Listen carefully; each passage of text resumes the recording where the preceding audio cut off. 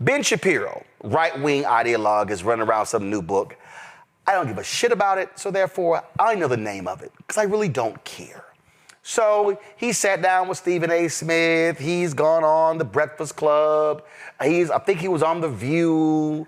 They know better. They knew better. They ain't sent us the book, because I would never book his ass.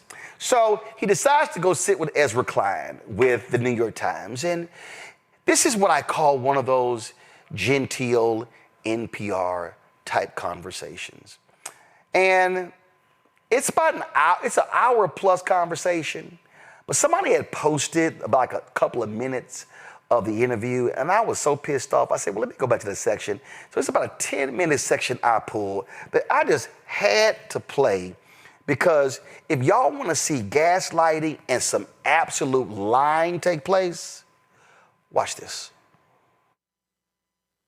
I think I'm pushing you a little bit into something more fundamental here. No, but I think that they're connected. This is where it becomes the fight over Western civilization, because I would say during this period you have, when you're talking about Barack Obama with his sort of, micro-targeted polling or whatever it is, it's like you have the birther smear emergent on the right, again, I think in a very potent way. So, right, Obama creates reaction as well, just by nature of who he is. Well, and I don't what think he it's represents. just as easy as that. I mean, for people who don't, kind of live on the right and imbibe from the media of the right during this time, the understanding on the right was that Barack Obama was a much more divisive figure than the left and the traditional media like to say that he was. And they saw him as a fundamental transformative change agent who did not see the American experiment in a positive light. And they felt, the right, and I sort of agree with this, that he was dissimulating, that he was dissembling, that when he was saying that all the sort of positive, sunny, optimistic vision of America, that what he actually meant was the Cairo speech, where America was sort of a sinner in the Middle East, and that his view of American history was much more along the lines of what he said about Henry Louis Gates or Trayvon Martin than it was along the lines of there's no white America and black America, there's just Americans. And so the reaction of the right was, okay, this is an interest group-based politics that does not particularly like the founding. And Stop. So basically what Ben Shapiro is saying is President Barack Obama, unlike all the white men who came before him, did not tell his story. They did not tell the his story. Obama didn't fall for the his story.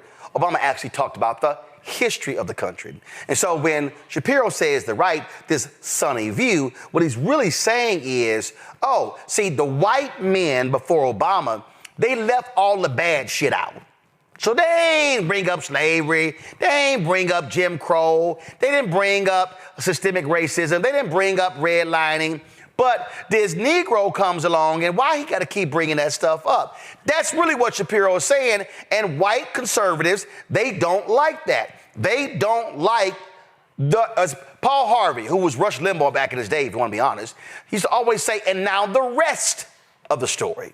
They don't like the rest of the story. They like that fake lying ass story. And so here's Shapiro saying, yeah, we couldn't stand the fact that this black guy would actually stand up and acknowledge the racist shit we did as a country, including the crap that we did in the Middle East. So y'all gotta understand, every time we talk about Iran, these white folks always go to 1979. They overthrew our embassy, but they never want to talk about 1953, when we, on behalf of Anglo-Iranian Oil, now known as BP, literally overthrew a Democratic elected government, and Mossadegh was a leader, because it was over oil. The Iranians used to love the United States, but after the overthrow in 53, they hated the United States. And we can go country after country after country, but see again, Shapiro, these white people don't want somebody talking about that.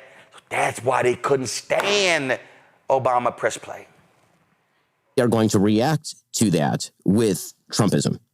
So if you understand Obama and Biden more from the left, what are the moments in those presidencies that the people on the right are radicalizing, right? That sort of differ from how differently you see them from maybe how I do? Well, I think that for President Obama, I think the left perceives the Obamacare moment as the moment that the right sort of radicalized. And I don't think that that's actually right. I think the bitter clingers comments were a big one. That was in the 2008 election. I think the Henry Louis Gates statements Recently, Professor Henry Louis Gates Jr. was arrested at his home in Cambridge. What does that incident say to you, and what does it say about race relations in America? In which he suggested that the officer had acted stupidly and then sort of linked that with racial discrimination in the past. He just lied, and they're going to play the video, and Ezra Klein doesn't stop him from lying. Press play. I think it's fair to say, number one, any of us would be pretty angry. Number two, that the Cambridge police acted stupidly in arresting somebody when there was already proof that they were in their own home. And number three, what I think we know separate and apart from this incident is that there is a long history in this country of African Americans and Latinos being stopped by law enforcement disproportionately. And that's just a fact. The Trayvon Martin situation was quite polar. Okay, so I called this out in real time when I was on CNN and other places, and white people didn't want to confront this. So let me tell you what they did. Sean Hannity, the conservative people, Obama calls the cops stupid. No, he didn't. I remember being on CNN saying, no, complete the sentence. They played it. See, this is where Ezra Klein pisses me off. Because, see, he doesn't stop Shapiro. He allows Shapiro to go with the lie, and it goes uncorrected. Shapiro says it was the issue when Obama said the cops acted stupidly. Then they played the clip. What does the clip say? Obama says the cops acted stupidly, pause, in arresting Gates after it was determined it was his house. Obama never called the cops stupid. He said it was stupid for you to arrest the man after it was determined it was his house. But that conservative media didn't do that. I remember this like it was yesterday. Hannity was foaming at the mouth, and Glenn Beck and Bill O'Reilly and Megyn Kelly and all of them were just going at the mouth. And you know what happened? Let me give y'all some inside stuff, okay? So after this news conference, the white boys around Obama were like, we got to walk this back. We got to walk this back. And so then that was a meeting. Now, let me help y'all out. There are two staff meetings at the White House. There's the 7 a.m. meeting, and there's the 8 a.m. meeting. Now, the 7 a.m. meeting is the real meeting, okay? Okay, that's where the principals are. So what happened was the white boys in the 7 o'clock were like, we got to walk this back. So when it got to the 8 o'clock meeting, the black people were like, no, hell no, we ain't walking shit back. It was a serious argument. I'm telling y'all what I know, okay? So it was an argument back and forth. And the black folks were like, there have been times when I walked out of this White House and I couldn't get a cab. So the white boys, Emmanuel, Axelrod and the others, they go into the Oval Office and tell Obama, hey, we got to sit here and we got to walk this back. He was like, man, we ain't walking. He said, no, we're not. Get out of my office. Yep, told him get the office. So then the white boys start gathering around, man, we got to figure out. So they start calling certain reporters saying, if Obama could, if he wish he could take that back. So I remember sitting on the set, and then one of the reporters at CNN said, I'm like, that's not true. I said, you don't want to walk that back? Well, Roland, my sources. I was like, well, I got sources too. See, I knew what the real deal was. So they put that out. That thing, conservative media, white conservative media, for a whole week. And the only reason there was a beer summit, because Obama was like, we got to shut this shit down. So let me invite the white cop and Skip Gates to this bullshit, have a beer in the Rose Garden so everybody can shut the hell up. That's what it was all about. But it was white people like Ben Shapiro who lied, who took half of what Obama said and ran with it by saying Obama calls the cops stupid. Y'all can Google it right now. You're going to see all these stories when he was very specific. When he said, no, they acted stupidly in arresting Gates after it was determined it was his house. And then they got mad. How dare he bring up systemic racism? How dare he bring up black people who get stopped? What's wrong with him? And then he said, even I got stopped. Ooh, the white folks couldn't handle that. Because see, now they're mad that you actually got a person who's black, who's in the Oval Office, who's the president of the United States, who's telling you even what I endured, and the white folks couldn't stand that because you know what they like? They like they nice, neatly pressed Negroes quiet. Press play. Rising for sure. But my main message is to the parents of Trayvon Martin. If I had a son, he'd look like Trayvon. The Ferguson riots, those I think would be sort of the biggest examples of... The right was so upset. How dare they? How dare Obama say what actually took place? Then let me also give y'all some more insight on what actually happened right there. See, the White House was really trying to ignore this story. First of all, National Media was trying to ignore this story. And I remember people were hitting me on social media about Trayvon Martin. And I kept seeing on my timeline, and I was flying to California to speak to the 100 black men of Orange County. And then that's when I was then talking to some other people, and I really got the gist of the story. And so all of a sudden, I was talking to Brother Dotson, who was the president, saying, "Hey, we got to focus on this." And so then, from that point on, was really focusing on it. So me and others were driving us on social media. National Media was ignoring it, seeing they wasn't trying to cover it. All of a sudden, the story bubbling. Then all of a sudden, it begins to blow up. Now, it was a Friday. And I remember doing that. That's when all these preachers were going to be doing hoodies up on this in pulpits on Sunday. I did a segment on Tom Joyner Morning Show discussing this. And I remember calling Valerie Jarrett, and I was like, "Yo, y'all about to get left behind on this story." I said, "Because this is going to blow up this weekend." There were vigils being planned, the hoodie up stuff. And she's like, "Well, Obama doesn't really want to get involved because federal investigation." I'm like, "No, he going to have to say something." And she was like, "You think?" I said, "I'm telling you. Y'all about to have a problem on y'all hands if y'all don't say nothing." So what then happens is, all of a sudden, give me a call back. "Hey, watch the news conference. He's going to get the question." Boom, he gets the question. Now, we all know, happens all the time, y'all. Happens all the time, okay? So Democrat, Republican, bottom line is, media asks questions. So he got the question, and you got to understand, he was another announcement. He was about to walk away. The question came, and he came back and answered the question, okay? But that's what pissed the white folks off. Pissed the white folks off. How dare he say it could be Trayvon Martin? Well, shit, let's see. He black, Michelle black, so yeah. But see, the Shapiros of the world, and we're going to play it for you, because see, in their mind, how dare you say that? Because see, they never wanted to acknowledge that Trayvon Martin was literally minding his own damn business, was on the phone with this girl after going to the store on NBA All-Star Sunday, minding his own business when this white Latino Zimmerman decides to accost him. Because see, y'all got to understand, white people like Ben Shapiro, they actually believe that they have the right to walk up to Matt, to Michael, to Robert, or me, and we got to be like, we some Negroes in South Africa. Show me your papers. Okay, boss, here are papers. That's how they operate. And so that's what happened to Trayvon Martin. So white people, white conservatives were angry. How dare he bring these things up? How dare he talk about these things? Because see, they actually believe that they have the right to ask of any black person, who are you and what are you doing here? That's why we got all these Karens running around. Oh, do you live here?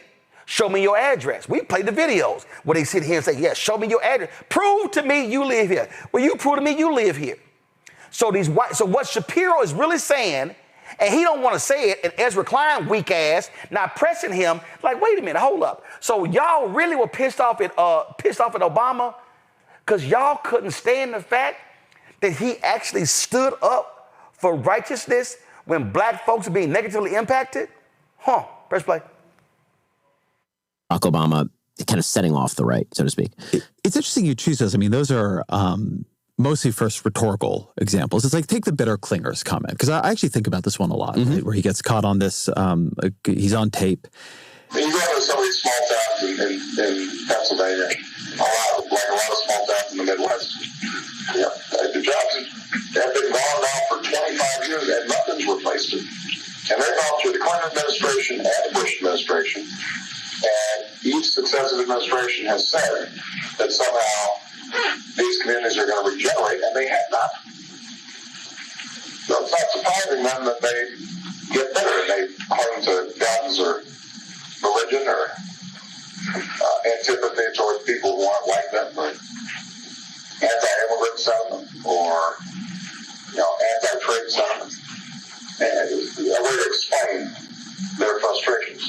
It's like, to me, if you compare that to things that get said, even say to Hillary Clinton's deplorables comment, right? He basically says, look, you have people in towns that these towns have lost everything. They've lost their jobs. They've lost the plants that employed everybody, that they have been, like, their fundamental dignity and livelihoods have been taken away from them.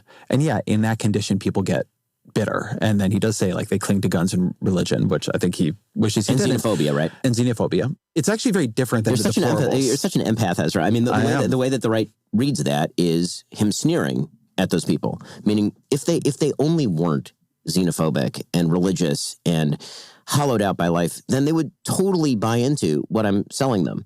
And I think that this also meshes very well with what the right tends to think. Well, he's saying that we have failed them, right? That they wouldn't just buy into what he's selling them. He's saying that, like, the left has, like, abandoned these people. Right, but I will not fail these people. And if I were given the power, then I would fix all of their problems. And really, if they only understood how much I could fix their problems, then and what's keeping them from doing that, the reason they won't embrace me, it's what I would say is this is the mirror image of how the left viewed what Mitt Romney was saying about the 47% of people who would never vote for him. So people on the right read that like, okay, there's a bunch of people who aren't paying taxes. They're unlikely to vote for a person who's going to lower taxes. And people on the left read that as he's sneering at people who are not paying taxes. And so I think that there is that element here. It's also the other couple of examples you give are interesting for just being about race, right? And again, the racial issue here. Yes. Like, again, the polling data here is very, very clear. Racial relations in this country got markedly worse in 2013, 2014, 2015. But is that because Barack Obama should have been more positive on what happened to Trayvon Martin or what happened in a very different way to Henry Louis Gates, or because it was hard for people to hear, like, yeah, if you're a black man and you see these, your interpretation is, yeah, like, we get hassled by the cops often for no reason in a way that white people don't really understand. Or my son could have been Trayvon, right? You know, when Trayvon Martin was first shot, I said that this could have been my son. Another way of saying that is Trayvon Martin could have been me 35 years ago. And when you think about why, in the African-American community at least, there's a lot of pain around what happened here, I think it's important to recognize that the African-American community is looking at this issue through a set of experiences and a history that doesn't go away. You know, there are very few African-American men in this country who haven't had the experience of being followed when they were shopping in a department store. That includes me. I understand that as also an expression of pain, right? An effort to try to, like, build a bridge. It's very hard for you to imagine and Donald Trump doing the Henry Louis Gates, the beer summit, as it got called, where you had the cop and Gates to the White House at the same time. It's hard for me when I look back on that and the beer summit in particular to hear, like, that's what radicalized you all? Yes, and the reason is because the implicit promise of Barack Obama was the worst conflict in the history of America, which is the racial history of the United States, which is truly horrifying. That in his person, he was basically going to be the capstone of the great movement toward Martin Luther King's dream. And when instead things seem to move in the opposite direction, which was, well, you know, it turns out that black people in America, they're inherently victimized by a system, by a white supremacist system that puts black people underfoot. And my son could have been Trayvon. And people on the right saw that as like, well, but that's not true. You are an upper class black man who is living in the White House. And unless your son was mistaken for a prowler going around at night in a neighborhood, then no, that actually wouldn't happen to your son. In fact, you have two black daughters, and that stuff has never happened to them. So the sort of Michael Brown and Ferguson, the idea that when the president went out and he said that people wouldn't just make this up. Freeze. Okay, so here's what I want you to understand here. Because he went over, and again, Klein didn't stop him. Again, a shameful way to interview. What Shapiro is saying is, well, we thought when we elected a Negro, we would do all this stuff. It'd be poof, gone away. So let's see. Correct me if I'm wrong. When Thurgood Marshall was appointed to the Supreme Court by President Lyndon Baines Johnson, did racism in the criminal justice system just go away? No. When we got our first black mayor of a major city, Hatcher in Gary, Indiana, and Stokes in Cleveland, and Coleman Young in Detroit, and Maynard Jackson in Atlanta, and Marion Barry in D.C., did racism and inequality just poof, go away because the magical Negroes showed up? When we got our first black Fortune 500 CEO, did all of a sudden there had no racism, no discrimination, none of those things in corporate America because the magical Negro has arrived. And so therefore, now that he is here, it absolves us of all of our past and present and future sins because he has now arrived. That's literally what Shapiro was saying. So when he said, oh, this would have been a capstone, what he's really saying is we actually thought that when America finally elected a black person as president, you Negroes were going to shut up. You Negroes were going to stop complaining. You Negroes were going to stop demanding more. Damn it, we allowed one of you to become the holder of the highest office in the land, and y'all have the audacity, the unmitigated gall to keep complaining and demanding things. Why won't y'all just shut the fuck up? That's literally what Ben Shapiro is saying. And then he goes, and oh my God, but no, that's not what happens. All of a sudden, he comes there, and then we're like, oh damn, they're still complaining. And Ezra Klein sits there and just lets that bullshit just continue and just go on and on and on. Finish that crap.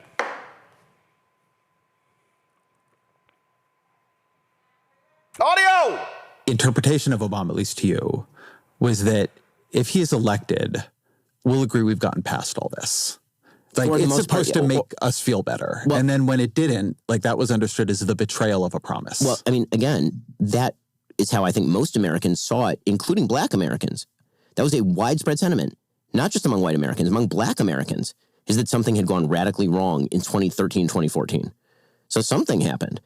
And this was an argument that was made by legacy media a lot, which was that the real reason people were so exercised about Obamacare wasn't because they really cared about Obamacare. Right? It was really because there were a lot of bitter clingers out there who, were clinging to their God and their guns and their xenophobia, and they didn't really like the black president. And if a white president pushed Obamacare, then probably they probably had some problems with it, but they wouldn't have gone crazy like this. I mean, these people. I can tell you there's actually, you're saying there's evidence on this. Like there was a lot of polling on this, on how attitudes on race correlated with attitudes about Obamacare. I mean, that may be the case. But the point is that the perception by people who were not actually picking on Barack Obama because of his race, but were picking on him because of his politics, was that suddenly everything was being refracted through a racial lens.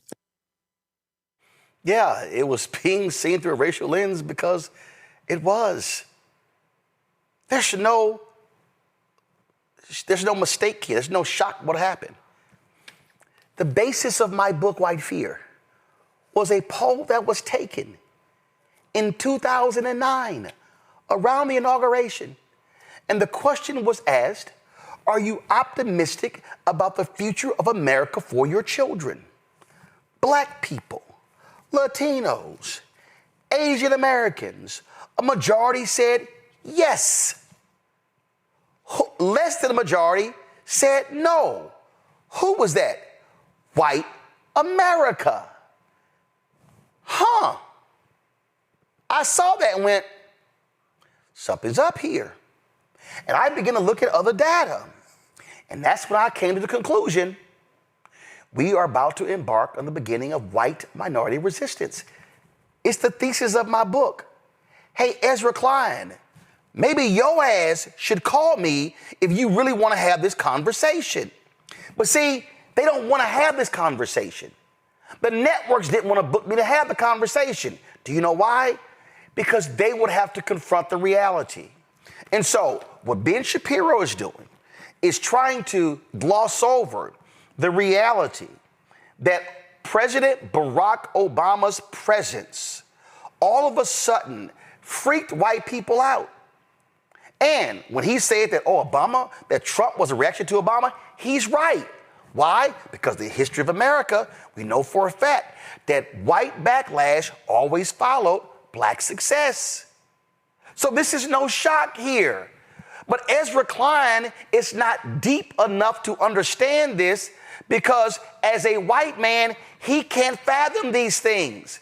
Black people, when he goes, but black people were believing the exact same thing. Black people aren't dumb. There were hordes of educated black people who were like, Ro, we can't ask for nothing. We can't ask for nothing because if we ask for something, then white folks ain't gonna vote for Obama for the second term, so we gotta be quiet. Black people are not dumb, we're quite smart. We know white people well. And black people knew there was going to be a racial reckoning. Do you know who were the people who were talking about a post-racial America? White people. White media. I was on CNN looking at Wolf and all of them like, y'all goddamn mind with this post-racial bullshit. Because if you're black and you know how to read and you understand history, you knew what was coming. And it came after Reconstruction. It came after black towns were being built. It came after black schools were opened. It has happened. It came after the civil rights movement. It came after the election of the black mayors in the 1970s with Reagan in the 1980s. We have seen this movie over and over and over again. And so what pisses me off about this section of this interview is that Ezra Klein literally has no depth or knowledge to break down what Shapiro said. And he just allowed him to float bullshit. And it was unanswered. It wasn't challenged. And if you are watching this, you would go, oh my, this was a rather revealing conversation. Yes, it revealed the racist points of view, no matter how well-dressed and well-spoken out of Ben Shapiro's mouth. And it showed the lack of understanding of a white progressive like Ezra Klein. Robert, your thoughts? Look, I think, one, for the people who are why didn't Obama do more when he was president? Just looking back at that looks almost like it was CGI. It doesn't even seem like it was real looking back at the Obama presidency compared to what we have now. The immense amount of pressure that was on him to not make a single misstep, to not say one word out of line because of the, as Barry Goldwater called it in 1968, white lash, that we all knew would come at the smallest tip of a hat. And we're living in that white lash right now. We're living in this post-Obama America where white America is saying that not only was it Obama, it was diversity, equity, and inclusion programs. And now I have a black female who's my manager and I have to go to HR training twice a quarter. Now all of a sudden, all the movies, there's a black Little Mermaid swimming around, and my daughter can't feel empowered, knowing there's always going to be a little white princess to represent her. All of a sudden, you're seeing the tenor of America, not just is it black people getting new rights, not just is it women getting new rights. Now you have to hear about LGBTQ that you've never heard of before. And those people that Obama talked about, who have been, quote unquote, left behind by the American dream, whose factory jobs have been shipped overseas, and no matter how many tariffs you put on manufacturing, they're never going to come back. Those people who the education system has failed and they don't see a way out of the area that they come from. I tell people all the time, my mom and my sister hate this, grew up in Waverly Hall, Georgia, which is a small town about 45 minutes from the middle of nowhere. We lived in a double-wide trailer, and we lived around that part of America. We saw that. We saw the hopelessness. And when we go back now, those same people are still there. And when they see somebody who looks different from there, they can't believe that they did it from merit, and they think that the system was helping them along the way. And this is why we're seeing this fierce backlash we're seeing right now. So the point is that everything that Ezra Klein was doing was letting Ben Shapiro explain that to the American public. You can't get that without letting him just have a narrative, just letting him put it out there. We couldn't break down what Ben Shapiro was saying unless we heard him out for the first time, realizing that most of these black MAGAs that you see right now were field soldiers for Obama in 2008. And Shapiro's explaining how they were radicalized to the point that they are out here representing white supremacists now. The thing that I find to be just so interesting here, Matt, is, and we've heard all this stuff before. I mean, what Ben Shapiro is saying ain't nothing new. I mean, literally, as he was talking, again, I remember being on the air, fighting this shit 9, 10, 11, 12, 13, these white Confederates and all this sort of nonsense. And see, and the reality is they couldn't say the N-word. But remember what Lee Atwater said. He said, we know, and it's on record, it was recorded. He's like, we no longer have to use the N-word. It's other stuff that we can use. And that's what was happening. And so they love to say, oh, no. We weren't targeting Obama because he was black. The reality is there were white people in this country who were believing that, oh my God, we're going to lose stuff. He's going to just give stuff away to the blacks. And it was all this sort of stuff. It's in the data. It's in the polling data. So when they go, when this idiot and Megyn Kelly goes, oh my God, Obama came along and race relations just went to hell. Hello. Maybe it was the mere presence of the black guy that kind of pissed some people off. That's what it was, and that's why they talk about it the way that they do. And I think the reality of it is this. I don't think most people had any illusion that racial issues were going to go away by the election of Mr. Obama. I think what white people thought, particularly racist white people, particularly hardcore conservative racist white people, is they thought that the election of Barack Obama took away his ability to address anything racial. I mean, just the idea that Ben Shapiro was talking about, oh, you're upper middle class, you're in the White House, you're, accomplished, right? That's exactly the kind of rhetoric you heard around this country all the time when Mr. Obama was elected, because then it became, you are the cream of the crop by what we call to be American metrics, and therefore, the fact that you are there means that there can't be institutional racism. It means that black men can't be being targeted by the police. It means that black people can't be dying disproportionately at the hands of the police, because your election is supposed to be proof positive that those issues don't exist. And we all know that that isn't true. And I think part and parcel with that is a lot of the frustration with Obama was this idea that he no longer had license to speak to issues that he should have to speak to as the president of the United States. Now, the fact that he's a black man, which rankled a lot of people in general, I mean, let's be frank, exacerbates that. But the president of the United States is supposed to serve everyone in the country, right? And should be addressing topics du jour, major issues. So the idea that a black president can't address black issues because he's black is problematic. But I think that there are a lot of people who thought his election took away his ability to do that. And more than that, I think the better example of the fact that it was just the color of Obama's skin is how vitriolic all of the pushback against policy was. I mean, with Trump, you have somebody who is going out daily, making incendiary comments and purposely sequestering parts of the population. But that wasn't coming out of the Obama White House. What was coming out of the Obama White House was policy. And if you remember how they talked about that policy, I mean, it was dripping with the same kind of seething hate that they talk about other things, right? They would act like Obama was just the spawn of Satan because they've introduced Obamacare. And that is because he was a black man and for no other reason. And because he's a talisman of that exact life that he's talking about with the bitter clingers. The people in American society who are forgotten, largely white people, the largely white people on welfare, they see him as a talisman of the life that they've had stolen from them by virtue of the existence of people like him. So when he gets in the White House, he's not allowed to talk about black issues. That's what I saw then, and that's what I think Ben Shapiro is speaking to now. See, the thing here, Michael, and this has been white America since the beginning.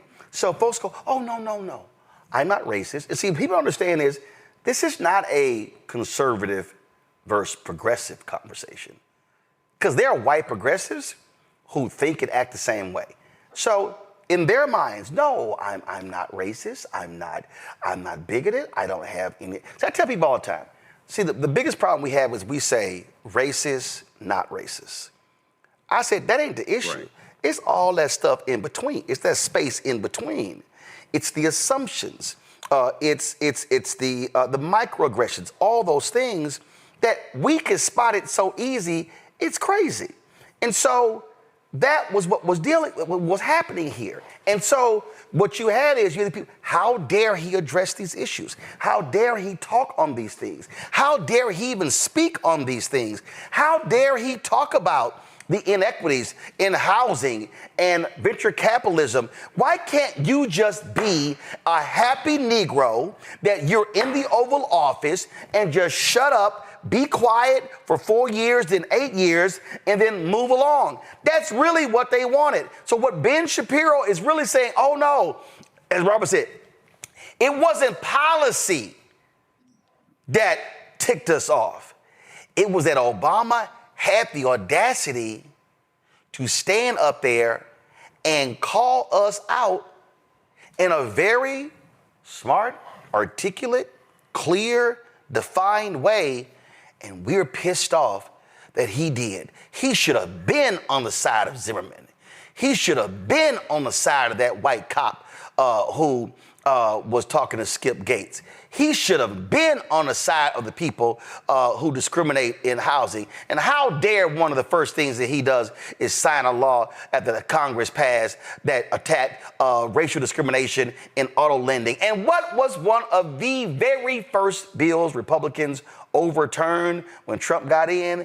That particular bill. That says all you need to know.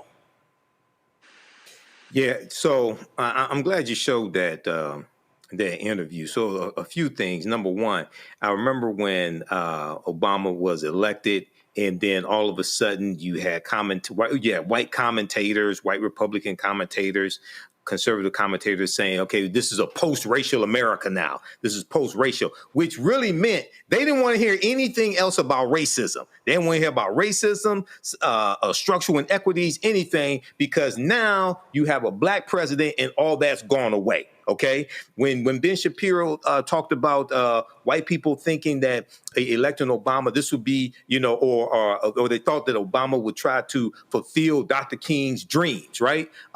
When you talk about quote unquote the dream, part of the dream was dismantling white supremacy and racism in this country.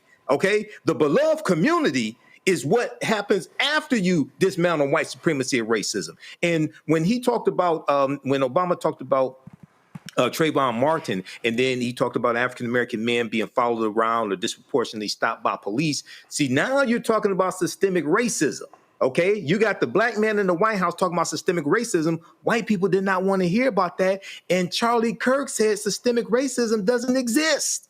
So just Obama's presence as a black man who understood history, who talked about that periodically, was a threat. And it was an insult to many white people.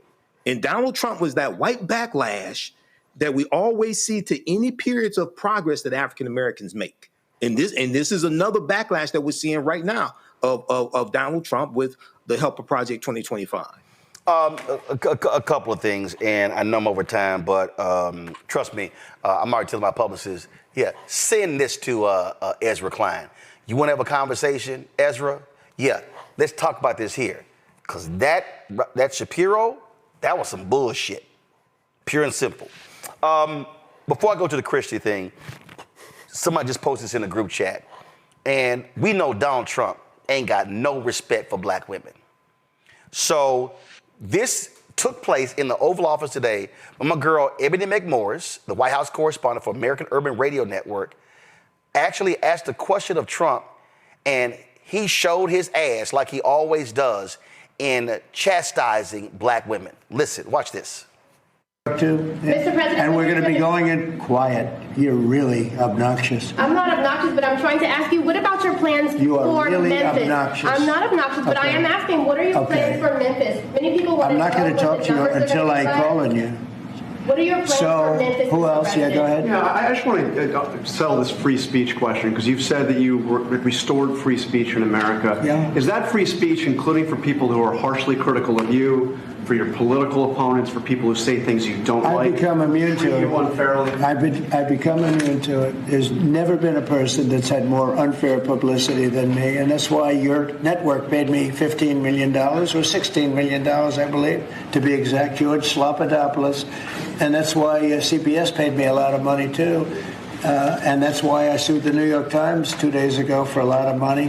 Because I'm winning. I mean, I'm winning the cases. And the reason I'm winning is because you're guilty, John. You're guilty. ABC is a terrible network, a very unfair network, and you should be ashamed of yourself. NBC is equally bad. I don't know who's worse. I think they're equally bad. And, for you to stand there and act. All right, so he's spending his rest of the time trashing ABC. But right there, Michael, that's how... First of all, Donald Trump can't call nobody obnoxious because he's the most obnoxious, abhorrent, despicable, disgraceful individual to ever occupy the Oval Office, and that includes the racist Woodrow Wilson. Yes, and he has a hatred of black women as well, especially intelligent black women. We just saw that display right there. We see how he treats Yamiche Alcindor as well, another excellent journalist. We remember him being disrespectful to April Ryan, also White House correspondent. April Ryan, Yamiche Alcindor, Rachel Scott. I mean, we can Cecilia Vega. Vega. We can go on. If you a woman of color, he gonna treat you like crap. Mm-hmm. Absolutely. Absolutely. Because that's who he is. Okay, that we have to be clear on this. That's who he is, and that's one of the reasons why I think he gravitated towards Charlie Kirk so much. It wasn't just the fact that Charlie Kirk helped him win the conservative youth vote, things like that, with Turning Point USA. No, they had a lot of the same ideologies also. Bottom line here, Matt, he don't like being questioned, and look, it's an open deal. I get to ask a question, but this is also where the other White House correspondents, y'all need to have somebody back and follow up on their question. Absolutely. And this is exactly what we saw earlier with Nancy Mace. I mean, it's with Trump, it is a complete disregard for, decorum and respect for people. And I think we focus way too much on that. I think what him and his team have done masterfully, if you want to be honest, over the years, is they have brought down the level of equilibrium so low that the president of the White House can sit there and yell down a reporter. I mean, that would be, if Obama had done it, that would be, cause for all kinds of Congress censuring him, trying to do whatever else. But with this is standard fare for Trump. And it's because he hates black people, he hates women, and he very, very clearly, treats reporters this way and has many times. So none of this is surprising, but this is exactly what we were talking about. This is the person occupying the White House and what we expect and what we see on a daily basis coming out of 1600 Pennsylvania. He is shameful. He is uncouth, Robert. Look, for every a white guy who has to sit through another meeting with an overqualified black woman talking down to him because he doesn't quite understand that the program that she's been an expert in for 20 years outweighs the internship and his dad getting him that job, this is catnip for them. These are the people that Ben Shapiro was talking to. These are those suburban voters who otherwise they believe in and many of the things that the left believes in, but because of exactly that idea of strength, of disrespect, of white men being back in the Mad Men world of the 1950s or the 1980s. If you close your eyes, that would sound like a scene out of a civil rights movie of a black woman asking questions about the situation in Memphis while being disrespected by Bull Connor behind the desk. That is what they gravitate to. And so when you think about the political dance that people have to take, when you think about, like we said earlier, the political dance that Obama had to go through to get those same white people to vote for him, while we were voting for him thinking he was going to be our liberator, they were voting for him thinking that he was going to be our conqueror, that he was going to be the one to tell us to finally bow down and shut up. So when you see that, you have to think about the bigger context, which is that you still have half of America that see that and they believe in that and they're excited by it. Absolutely. Now, hello, I'm Isaac Hayes III, founder and CEO of Fanbase, and I'm here with a very important message. We are at a turning point in the black community where we must have equity in the apps we use that scale to billions of dollars. But this time, we own the infrastructure, we own the culture, and we shape the future. And Fanbase is the future.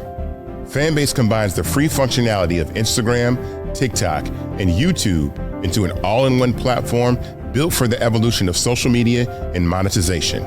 With over 1.4 million users, that's real proof that we are shifting the conversation of tech ownership and equity for creators.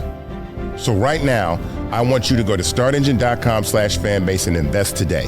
The minimum to invest is $399. That gets you 60 shares of stock in Fanbase at $6.65 a share. This marks a turning point in Black ownership of social media.